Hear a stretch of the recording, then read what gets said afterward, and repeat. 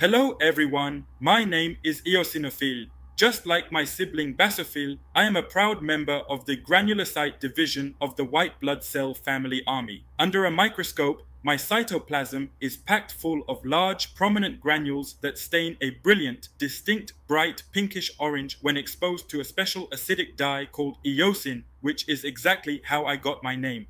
On a standard laboratory report, I am a specialized minority force. I make up only about 1% to 4% of your total white blood cell count. If the neutrophils are the general infantry combating everyday bacterial infections, I am the elite special forces unit called in for two highly specific missions, fighting off large parasite invasions like intestinal worms and managing the fires of allergic reactions and asthma.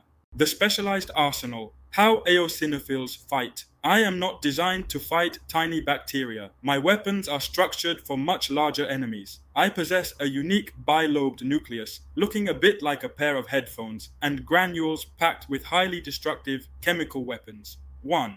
The parasite hunters. Imagine an intestinal parasite, like a tapeworm or a fluke, invading a patient's gut. These organisms are far too massive for a neutrophil or a macrophage to swallow via phagocytosis. This is where my siblings and I shine.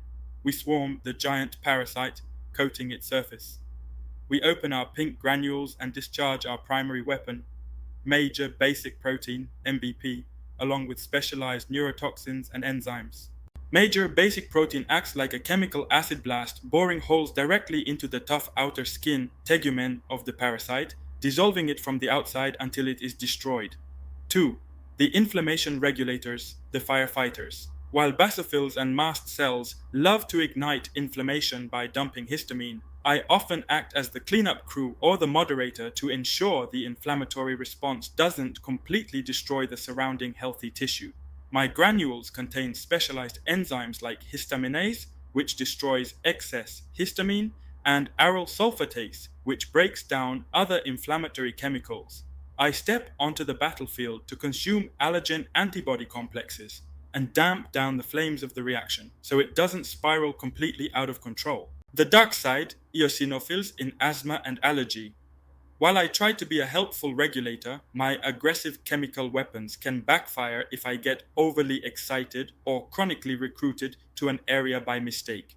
This is exactly what happens in chronic allergic conditions and asthma when a patient is exposed to an airborne allergen like pollen or pet dander. Their immune system accidentally calls my elite unit into the mucosal linings of the airways. What happens? Because there isn't an actual parasite to fight, my released major basic protein and inflammatory chemicals end up attacking the patient's own healthy epithelial tissue lining the bronchioles. The result? This chronic chemical irritation causes severe airway epithelial damage, contributing to chronic bronchoinflammation, hyperresponsiveness, tissue remodeling, and the severe airway constriction characteristic of an asthma attack. Critical nursing labs and assessments. When reviewing a patient's complete blood count, CBC, with differential, you will assess the eosinophilic response to guide your clinical judgment. Normal reference range. Eosinophils typically sit between 1% and 4% of the total white blood cell count,